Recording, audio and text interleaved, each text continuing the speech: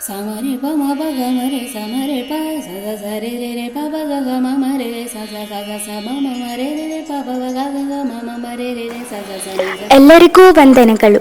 Beyond academics, Lochana, Sirsi lions club, Sirsi rotary club, Sirsi lions ಶಿಕ್ಷಣ ಸಂಸ್ಥೆಗಳ ಸಹಯೋಗದಲ್ಲಿ ಮೂಡಿಬರುತ್ತಿರುವ ಈ ವಿಶೇಷ ಕಾರ್ಯಕ್ರಮಕ್ಕೆ ಲಯನ್ಸ್ ಪ್ರೌಢಶಾಲೆಯ 10ನೇ ತರಗತಿಯ ವಿದ್ಯಾರ್ಥಿನಿ ಸನ್ನಿಧಿ ನಾಯಕ್ ತಮಗೆಲ್ಲರಿಗೂ ಆದರದ ಸ್ವಾಗತವನ್ನು ಕೋರುತ್ತಿದ್ದೇನೆ. ಇಂದು ನಮ್ಮ ಜೊತೆ ಭಾರತೀಯತೆ ಮತ್ತು ಒತ್ತಡ ವರ್ತನೆಗಳು ಎಂಬುದರ ಕುರಿತು ತಮ್ಮ ವಿಚಾರಗಳನ್ನು ಹಂಚಿಕೊಳ್ಳಲಿರುವವರು ಶ್ರೀಯುತ HR ಅಮರನಾಥ್ ಅವರು.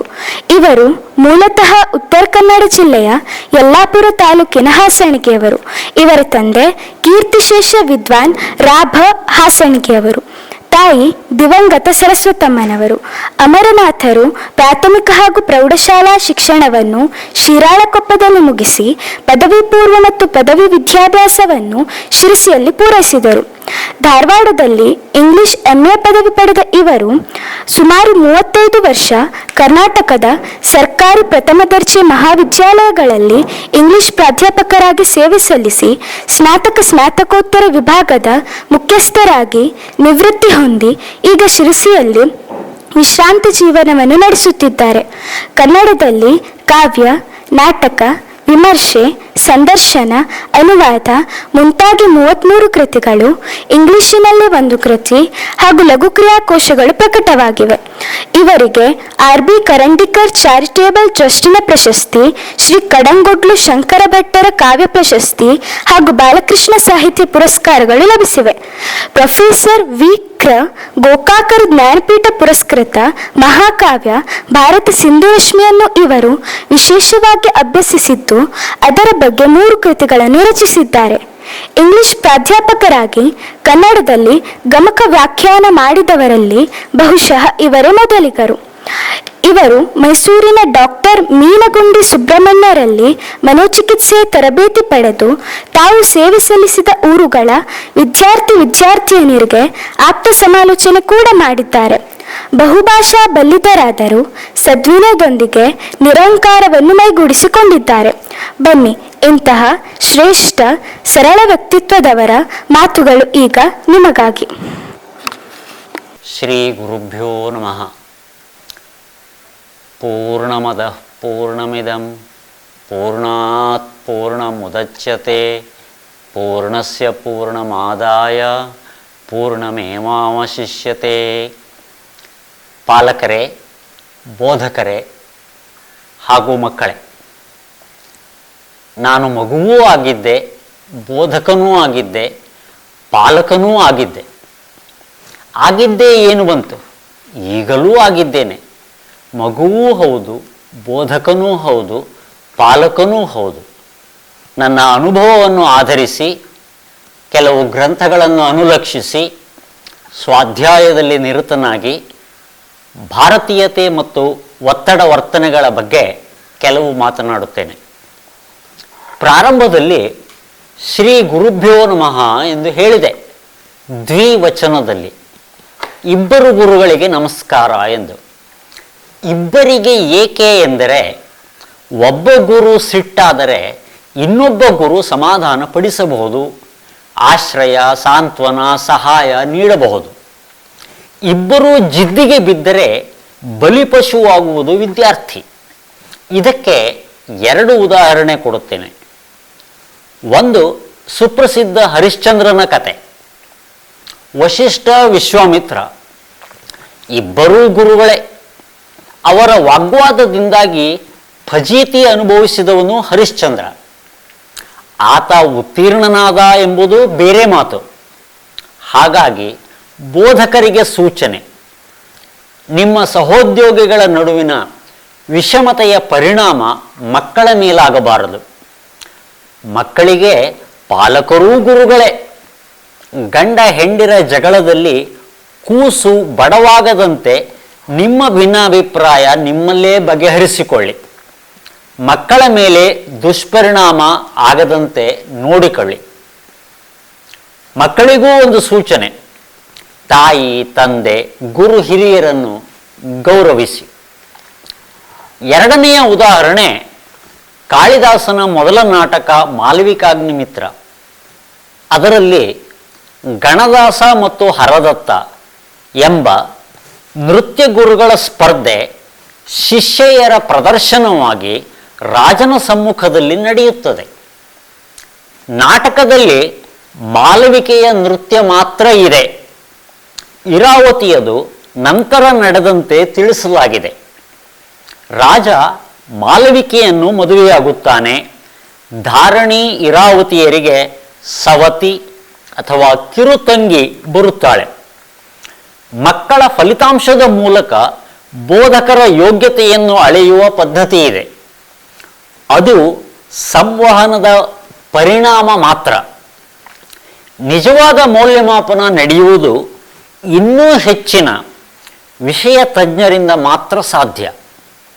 ಮಕ್ಕಳ ಫಲಿತಾಂಶಕ್ಕೆ ಬೋಧಕರು ಮಾತ್ರವಲ್ಲ, ಪಾಲಕರೂ ಜವಾಬ್ದಾರರು. ಬೋಧಕರು ಒತ್ತಡದಲ್ಲಿ ಕೆಲಸ ಮಾಡುತ್ತಾರೆ, ಪಾಲಕರಿಗೂ ತಮ್ಮದೇ ಒತ್ತಡಗಳಿರುತ್ತವೆ. ಈ ಒತ್ತಡಗಳ ಪರಿಣಾಮ ಮಕ್ಕಳ ಮೇಲೆ ಆಗದಂತೆ ವರ್ತಿಸಿರಿ. ಮಕ್ಕಳು ದೊಡ್ಡ ಗುರಿ ಹೊಂದಿರಬೇಕು, ಆದರೆ ಅವರ ಅಳತೆಗೆ ಮೀರಿದ ಗುರಿ ಕೊಡಬೇಡಿ. ಉದಾಹರಣೆಗೆ, ಹಿಂದಿನ ತರಗತಿಯಲ್ಲಿ ಯಾವುದೋ ವಿಷಯದಲ್ಲಿ 60 ಅಂಕ ಪಡೆದಿದ್ದರೆ 70ರ ಗುರಿ ಕೊಡಿ, 80-90ರ ಗುರಿ ಅಲ್ಲ. ಮಗುವಿನ ಪ್ರತಿಭೆ ಯಾವುದರಲ್ಲಿದೆ ಎಂದು ಗುರುತಿಸಿ ಪ್ರೋತ್ಸಾಹಿಸಿ. ಎಲ್ಲರೂ ಎಲ್ಲದರಲ್ಲೂ ತಜ್ಞರಾಗಲು ಸಾಧ್ಯವಿಲ್ಲ. ಪ್ರತಿಭೆ ಎಲ್ಲರಲ್ಲೂ ಇರುವುದಿಲ್ಲ. ಅಂಥವರು ಹೆಚ್ಚು ಪರಿಶ್ರಮ ಪಡಬೇಕಾಗುತ್ತದೆ. ಶಾಲೆಗಳ ನಡುವೆ ವಿವಿಧ ಸ್ಪರ್ಧೆ ಪಂದ್ಯಾವಳಿ ನಡೆಯುತ್ತವೆ. ಪ್ರಥಮವಾಗಬೇಕೆಂದು ಎಲ್ಲರಿಗೂ ಆಸೆ ಇರುತ್ತದೆ. ಅದು ಸಾಧ್ಯವಿಲ್ಲವೆಂದೂ ಗೊತ್ತಿರುತ್ತದೆ. ಸಮರ್ಥವಾದ ಎದುರಾಳಿಗೆ ಸೋತರೆ ಅದು ಅವಮಾನವಲ್ಲ. ಹಾಗೆಯೇ ಗೆದ್ದವರು ಪ್ರಬಲ ಪೈಪೋಟಿ ನೀಡಿದವರನ್ನು ಹೀಯಾಳಿಸಬಾರದು. ಸೋಲು ಗೆಲುವುಗಳನ್ನು ಕ್ರೀಡಾ ಮನೋಭಾವದಿಂದ ಸ್ವೀಕರಿಸಬೇಕು ಎನ್ನುತ್ತಾರೆ. ಸಾಮಾನ್ಯವಾಗಿ ಸೋತವರಿಗೆ ಹೇಳುವ ಮಾತಿದು. ನಿಜಕ್ಕೂ ಇದನ್ನು ಗೆದ್ದವರಿಗೆ ಹೇಳಬೇಕು.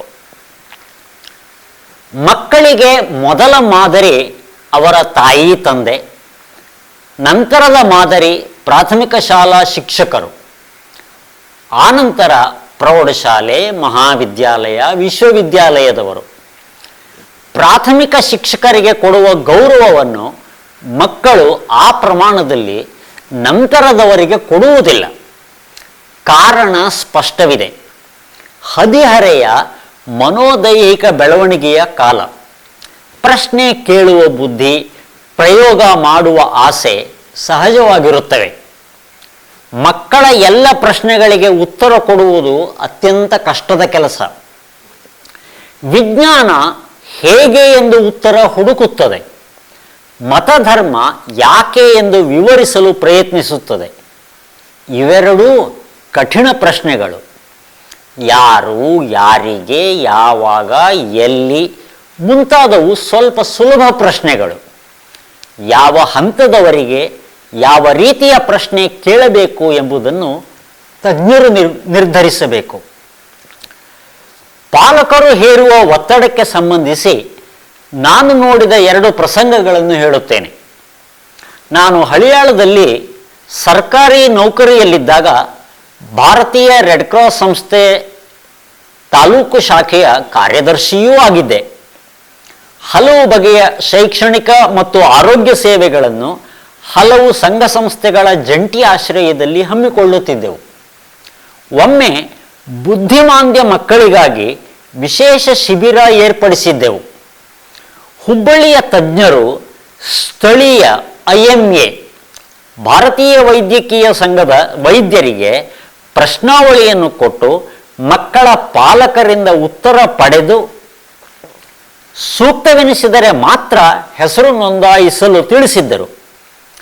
ಅಂಗಿಯ ಗುಂಡಿ ಹಾಕಿಕೊಳ್ಳುವುದು, ವಿವಿಧ ಆಕೃತಿಯ ವಸ್ತುಗಳನ್ನು ಹಿಡಿಯುವುದು, ಬಣ್ಣ ಬೇರ್ಪಡಿಸುವುದು ಮುಂತಾದ ತೊಂದರೆಗಳನ್ನು ಗಮನಿಸಿ ಸೂಕ್ತ ಸಮಾಲೋಚನೆ ಮಾಡುವುದಿತ್ತು.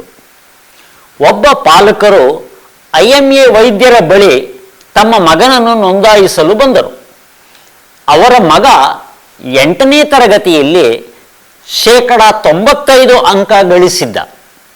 9ನೇ ತರಗತಿಯಲ್ಲಿ 93% ಪಡೆದಿದ್ದ. ಅವರ ಪ್ರಕಾರ ಅವನ ಬುದ್ಧಿ ಮಂದವಾಗಿದೆ. ಈ ಶಿಬಿರ ಅಂಥವರಿಗೆಲ್ಲ ಬೇಕಿದ್ದರೆ ಅವನಿಗೆ ಶಾಲಾ ವಿಷಯ ತಜ್ಞರಿಂದ ವಿಶೇಷ ಖಾಸಗಿ ತರಬೇತಿ ಕೊಡಿಸಿ ಎಂದು ಮನವರಿಕೆ ಮಾಡಿಕೊಡುವಷ್ಟರಲ್ಲಿ ವೈದ್ಯರಿಗೆ ಸಾಕಾಯಿತು. ಆ ವೈದ್ಯರು ನನ್ನೊಡನೆ ವಿಷಯ ಹಂಚಿಕೊಂಡು ಆ ಪಾಲಕರಿಗೆ ಆಪ್ತ ಸಮಾಲೋಚನೆ ಬೇಕಾಗಿದೆ ಎಂದರು.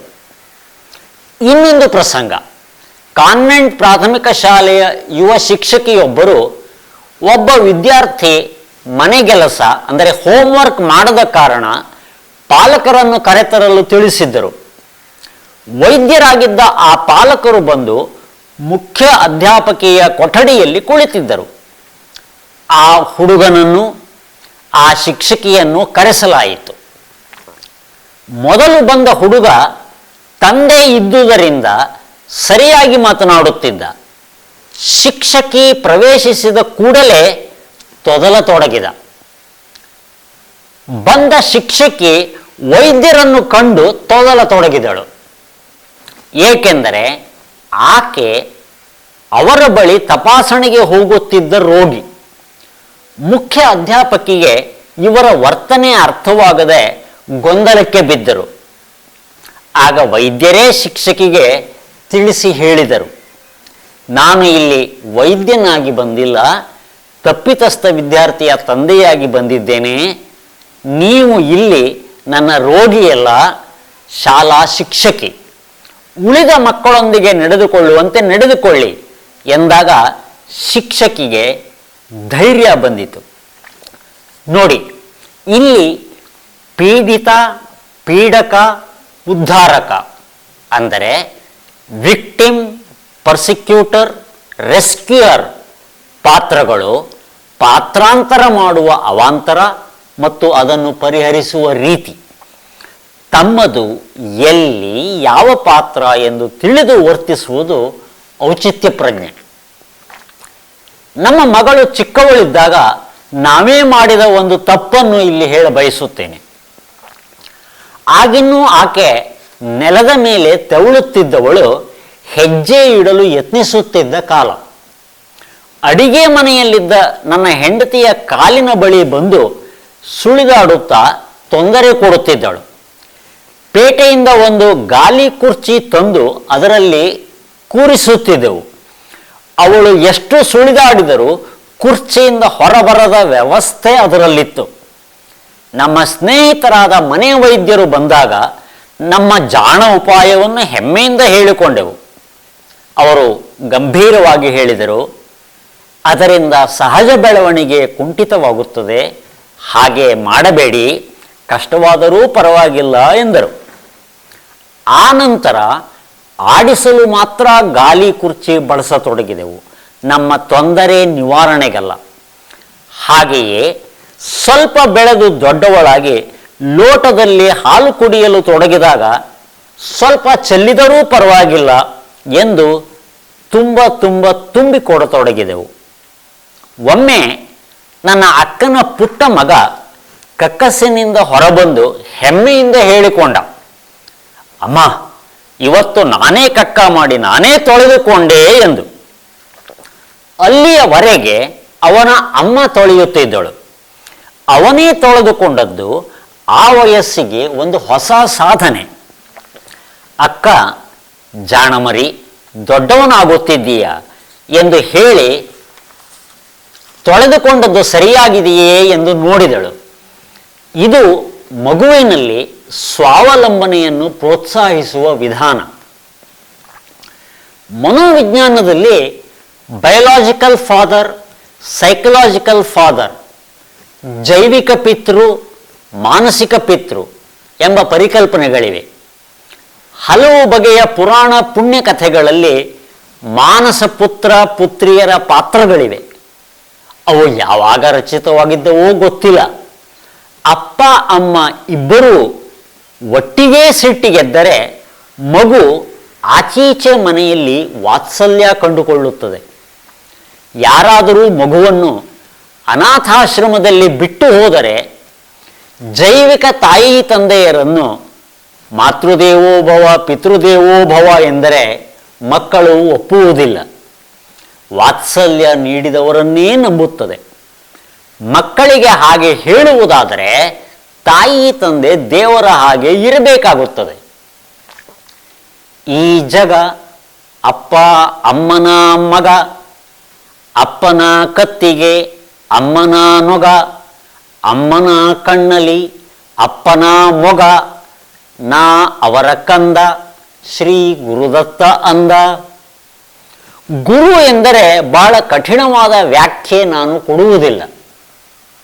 ಯಾವುದೇ ವಿದ್ಯೆಯಲ್ಲಿ ಯಾರು ನಮಗಿಂತ ಹೆಚ್ಚು ಬಲ್ಲವರೋ ತಿಳಿಸಿಕೊಡುವರೋ ಅವರು ಆ ವಿದ್ಯೆಯಲ್ಲಿ ಗುರು. ಒಬ್ಬರೇ ಗುರು ಇರಬೇಕೆಂದಿಲ್ಲ. ಒಂದೊಂದು ವಿದ್ಯೆಯಲ್ಲಿ ಒಬ್ಬೊಬ್ಬರು ಗುರುವಾಗಿರಬಹುದು. ಕಲಿಯಬಲ್ಲವರು ಯಾವುದರಿಂದಲೂ ಕಲಿಯಬಲ್ಲರು. ಕತ್ತಲೆಯಲ್ಲಿಯೂ ಕೈಯ ತುತ್ತು ಬಾಯಿಗೆ ಹೋಗುತ್ತದೆಯೇ ಹೊರತು ಮೂಗಿಗೋ ಕಿವಿಗೋ ಹೋಗುವುದಿಲ್ಲ. ಇದರಿಂದ ಅರ್ಜುನ ಕತ್ತಲಲ್ಲಿ ಗುರಿ ಇಡುವ ಅಭ್ಯಾಸ ಮಾಡಿದನಂತೆ. ಈ ಸ್ವಾಧ್ಯಾಯ ಭಾರತೀಯತೆ. ಜಾತಿ ನಿಂದನೆಯಿಂದ ನೊಂದ ದ್ರೋಣರು ದೃಪದನ ಬಂಧನವನ್ನು ಗುರುದಕ್ಷಿಣೆಯಾಗಿ ಅಪೇಕ್ಷಿಸಿದರೂ ಸ್ವಂತ ಮಗ ಅಶ್ವತ್ಥಾಮನಿಗೆ ಕಲಿಸದೇ ಇದ್ದ ವಿದ್ಯೆಯನ್ನು ಅರ್ಜುನನಿಗೆ ಕಲಿಸಿದರು. ಪ್ರತಿಭಾವಂತ ವಿದ್ಯಾರ್ಥಿಗಳ ಕುರಿತು ಬೋಧಕರ ವಾತ್ಸಲ್ಯ ತಾನಾಗಿ ಉಕ್ಕಿ ಹರಿಯುತ್ತದೆ. ಇದು ಭಾರತೀಯತೆ. ಗುರು ಎಂದರೆ ಸಂಬಳದ ಆಳಲ್ಲ. ಗುರುಕೃಪೆ ಕಾರುಣ್ಯ ಇರದೆ ತಾರುಣ್ಯದ ಅರಣ್ಯ ದಾಟುವುದು ಕಷ್ಟ. ಶಾಲೆ ಖಾಸಗಿ ಇರಲಿ ಸರ್ಕಾರಿ ಇರಲಿ ನಿಯಮಾನುಸಾರ ಪ್ರವೇಶಾತಿ ಸಿಗದಿದ್ದರೆ ಕಲಿಸಿಲ್ಲವೆಂದು ಗುರುವನ್ನು ಆಕ್ಷೇಪಿಸುವುದು ತಪ್ಪು. ನಿಯಮಗಳನ್ನು ಬದಲಾಯಿಸಬೇಕಾದವರು ದೊಡ್ಡವರೇ ಹೊರತು ಮಕ್ಕಳಲ್ಲ. ಹಾಗೆಂದು ಬೋಧಕರ ಮೇಲೆ ಬಹಳ ಒತ್ತಡ ತಂದರೆ ಅವರು ಕಟಕಟೆ ದೇವರಿಗೆ ಮರದ ಜಾಗಟೆ ಎಂಬಂತೆ ಪಠ್ಯಕ್ರಮ ಮುಗಿಸಿ ಕೈ ತೊಳೆದುಕೊಳ್ಳುತ್ತಾರೆ ಅಷ್ಟೇ. ದೇವರನ್ನು ನಂಬದವರೂ ಕೂಡ ಗುರುವನ್ನು ನಂಬುತ್ತಾರೆ. ವಿವಿಧ ಮತಧರ್ಮಗಳಲ್ಲಿ ಪುರಾಣಗಳಲ್ಲಿ ಬರುವ ಶಾಪಗಳು ವಿಶಾಪಗಳು ವಿಮೋಚನೆಗಳ ಕಥೆಗಳಿಗೆ ಇತ್ತೀಚೆಗೆ ಮನೋವೈಜ್ಞಾನಿಕ ವಿವರಣೆ ನೀಡಲಾಗುತ್ತಿದೆ. ತಮಗೇ ಗೊತ್ತಿಲ್ಲದಂತೆ ಶಾಪಗಳನ್ನು ಹಾಕದ ತಾಯಿ ತಂದೆಯರಿಲ್ಲ, ಪಡೆಯದ ಮಕ್ಕಳಿಲ್ಲ ಎನ್ನುತ್ತಾರೆ. ಉದ್ಧಾರದ ನಾಟಕದಲ್ಲಿ ಪೀಡಿತ ಪೀಡಕ ಉದ್ಧಾರಕ ವಿಕ್ಟಿಮ್ ಪರ್ಸಿಕ್ಯೂಟರ್ ರೆಸ್ಕ್ಯೂಯರ್ ಎಂಬ ಪಾತ್ರಗಳ ಪಾತ್ರಾಂತರದ ಪಾಡುಗಳ ವಿವೇಚನೆ ಮಾಡಲಾಗಿದೆ. ಈ ರೀತಿಯ 10 ಶಾಪಗಳನ್ನು ಕೆಲವರು ಪಟ್ಟಿ ಮಾಡಿ ಬಿಡುಗಡೆಯ ದಾರಿಯನ್ನೂ ಸೂಚಿಸಿದ್ದಾರೆ. ಇದಕ್ಕೆ TA ಸೈಕಾಲಜಿ ಅಂದರೆ ಟ್ರಾನ್ಸಾಕ್ಷನಲ್ ಅನಾಲಿಸಿಸ್ ವಿಧಾನದಲ್ಲಿ ಸ್ಕ್ರಿಪ್ಟ್ ಅನಾಲಿಸಿಸ್ ಎನ್ನುತ್ತಾರೆ. ಅಂದರೆ ಹಣೆಬರಹದ ಅಥವಾ ಜೀವನ ನಾಟಕದ ವಿಶ್ಲೇಷಣೆ. ವರ್ತನೆಯ ಸಮಸ್ಯೆ ಇಲ್ಲದಲ್ಲಿ ಇವನ್ನು ವಿವೇಚಿಸುವ ಕೆಲಸಕ್ಕೆ ಪಾಲಕರಾಗಲಿ ಬೋಧಕರಾಗಲಿ ಕೈ ಹಾಕಬಾರದು. ಪಾಲಕರು ನೀಡುವ ಕೆಲವು ಸಂದೇಶಗಳು ಅಂದರೆ ಡ್ರೈವಿಂಗ್ ಫೋರ್ಸಸ್ ಚಾಲಕ ಶಕ್ತಿಗಳಾಗಿ ಒತ್ತಡವಾಗಿ ಮಗುವಿನ ವರ್ತನೆಗೆ ಕಾರಣವಾಗುತ್ತವೆ. ಇವನ್ನು ಮಿನಿ ಸ್ಕ್ರಿಪ್ಟ್ ಎನ್ನಲಾಗಿದ್ದು 5 ಗುರುತಿಸಲಾಗಿದೆ. ಇವಕ್ಕೆ ತಜ್ಞರು ಅನುಮತಿ ಕೊಡುವ ಚಿಕಿತ್ಸಾ ವಿಧಾನವೂ ಇದೆ. ಭಾರತೀಯ ಸಂದರ್ಭದಲ್ಲಿ ನೋಡಿದಾಗ ಸಂಸ್ಕೃತವು ಬ್ರಾಹ್ಮಣರ ಭಾಷೆ ಎಂಬುದು ನಿಜವಾದರೆ ಅಮರಕೋಶ ಬರೆದ ಬೌದ್ಧ ಅಮರಸಿಂಹ ಮತ್ತು ಪೂರ್ವ ಪುರಾಣ ಉತ್ತರ ಪುರಾಣ ಕೂಡಿಸಿ ಮಹಾಪುರಾಣ ಬರೆದ ಜೈನರಾದ ಜಿನಸೇನಾಚಾರ್ಯರು ಹಾಗೂ ಗುಣಭದ್ರಾಚಾರ್ಯರು ಕಳ್ಳರಾಗಬೇಕಾಗುತ್ತದೆ. ಅವರನ್ನು ಕಳ್ಳರಾಗಿಸುವ ಬದಲು ಸಂಸ್ಕೃತವು ಬ್ರಾಹ್ಮಣರ ಭಾಷೆ ಎಂಬ ಸಮೀಕರಣವನ್ನೇ ನಿರಾಕರಿಸುವುದು ಒಳಿತು ಎಂದು ನನ್ನ ಸೂಚನೆ. ಸಂಸ್ಕೃತದಲ್ಲಿ ಹೇಳಿದ್ದೆಲ್ಲ ಶ್ರೇಷ್ಠ ಪವಿತ್ರ ಎಂದು ನಾನು ನಂಬುವುದಿಲ್ಲ. ಎಲ್ಲ ಭಾಷೆಗಳಲ್ಲಿ ಇರುವಂತೆ ಅವಾಚ್ಯ, ಅಶ್ಲೀಲ, ಅಣಕ, ಲೇವಡಿ, ವಿಡಂಬನೆಗಳೂ ಇವೆ. ಜಿನಪಾರಮ್ಯ, ಶಿವಪಾರಮ್ಯ, ಹರಿಪಾರಮ್ಯ ಇವುಗಳ ಜಗಳವಿರುವುದು ನನಗೆ ಗೊತ್ತಿದೆ. ಇವುಗಳ ಮೂಲವ್ಯಾಧಿ ನನಗಿಲ್ಲ. ಜೈನರ ಋಷಭ ತೀರ್ಥಂಕರ, ಶೈವರ ವೃಷಭ, ಭಾಗವತದ ಋಷಭಾವತಾರ ಈ ಎಲ್ಲದರ ಮೂಲ ಬಹುಶಃ ಒಂದೇ. ಬ್ರಾಹ್ಮಣರು ಬಹಳ ಮಡಿವಂತರು ಎನ್ನುತ್ತಾರೆ. ನಾನು ಕಂಡಂತೆ ಯಾವ ಬ್ರಾಹ್ಮಣರೂ ಇಡೀ ದಿನ ಮಡಿ ಉಟ್ಟುಕೊಂಡಿರುವುದಿಲ್ಲ. ತೋಟ ಗದ್ದೆಯ ಕೆಲಸ, ಕೊಟ್ಟಿಗೆ ಸಗಣಿ ಕೆಲಸಗಳನ್ನೂ ಮಾಡುತ್ತಾರೆ. ಮನೆಗೆ ಬಂದಾಗ ಕೈಕಾಲು ಮುಖ ತೊಳೆದುಕೊಳ್ಳುತ್ತಾರೆ. ಭಾರತೀಯತೆಯ ಬಗ್ಗೆ ಹೇಳುತ್ತಾ ಏನೇನೋ ಹೇಳುತ್ತಿದ್ದೇನೆ ಎಂದಲ್ಲ. ಭಾರತೀಯರು ತಮ್ಮನ್ನು ತಾವು ಹುಟ್ಟ ಪಾಪಿಗಳು ಎಂದು ಭಾವಿಸುವುದಿಲ್ಲ. ನಾವೆಲ್ಲ ಅಮೃತ ಪುತ್ರರು, ಅಮೃತ ಪುತ್ರಿಯರು. ಶೃಣ್ವಂತು ಮೇ ಅಮೃತಸ್ಯ ಪುತ್ರಾಹ ಎಂಬುದು ವೇದದಲ್ಲಿಯ ಮಾತು. ಇದನ್ನು ಹೇಳಿದಾಗ ಭಾರತದ ನಕಾಶೆ ಹೇಗಿತ್ತು, ಈಗ ಏನಾಗಿದೆ ನನಗೆ ಗೊತ್ತಿಲ್ಲ. 0 ಕಂಡು ಹಿಡಿದವರು ಭಾರತೀಯರು ಎಂದು ಸುಪ್ರಸಿದ್ಧ.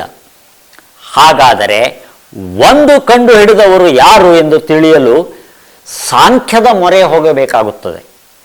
ಅದೇ ರೀತಿ ಪುತ್ರಾದಿಚ್ಛೇತ್ ಪರಾಜಯಂ, ಶಿಷ್ಯಾದಿಚ್ಛೇತ್ ಪರಾಜಯಂ ಎಂಬುದೂ ಭಾರತೀಯ ಪರಂಪರೆಯಲ್ಲಿದೆ.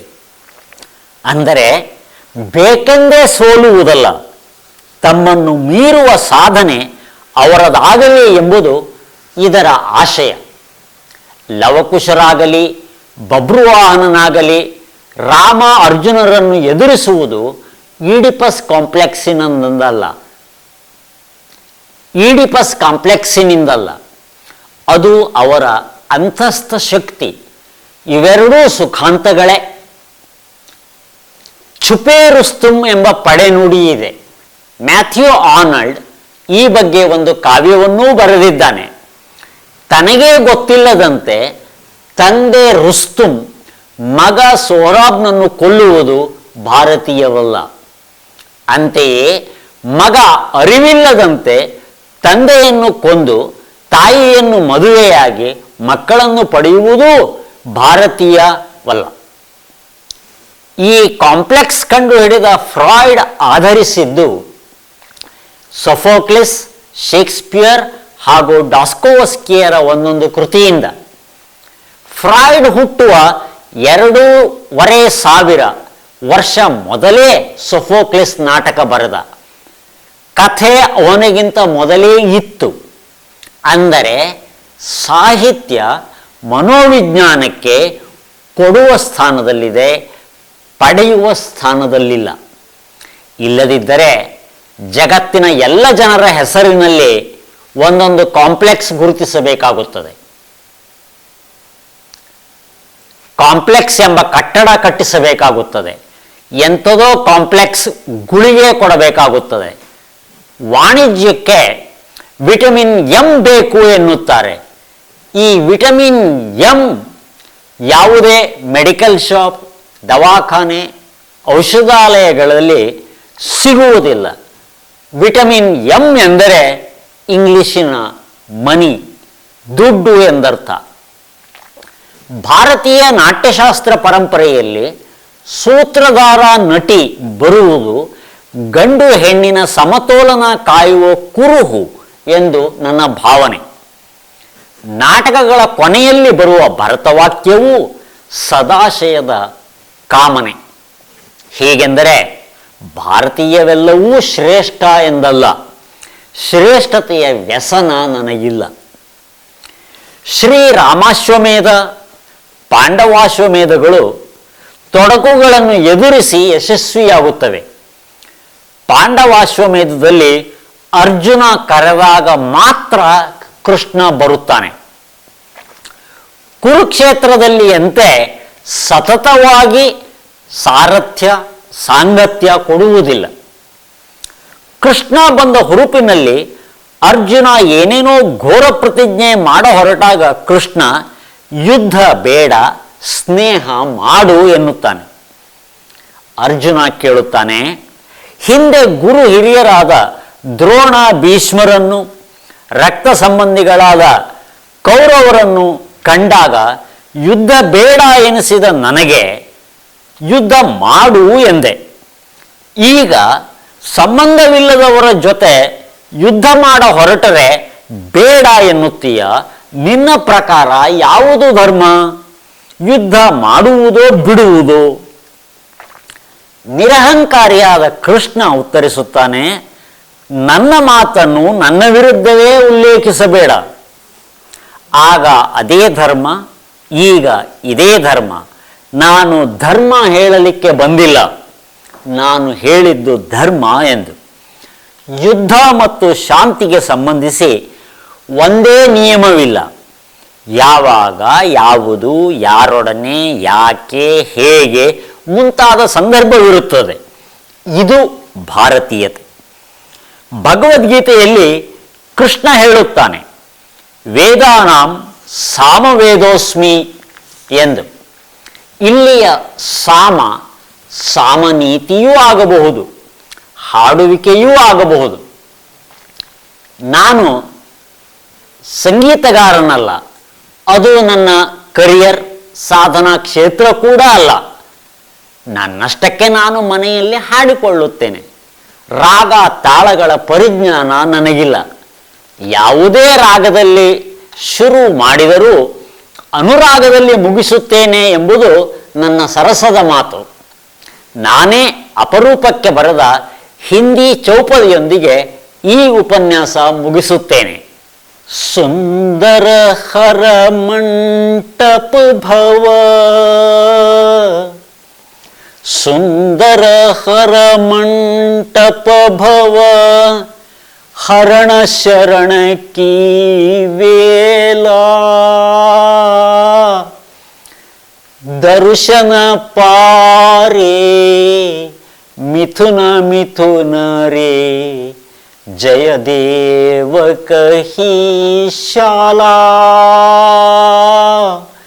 ಜಯ ದೇವ ಕಹಿ ಶಾಲಾ. ಎಲ್ಲ ಪ್ರಥಮ ಶ್ರೋತೃಗಳಿಗೂ ಜಯವಾಗಲಿ. ಎಲ್ಲರೂ ಪ್ರಥಮ ಶ್ರೋತೃಗಳೇ. ಒತ್ತಡದಿಂದ ಎಲ್ಲರಿಗೂ ಮುಕ್ತಿ ಸಿಗಲಿ. ಅವಕಾಶಕ್ಕಾಗಿ ಧನ್ಯವಾದಗಳು.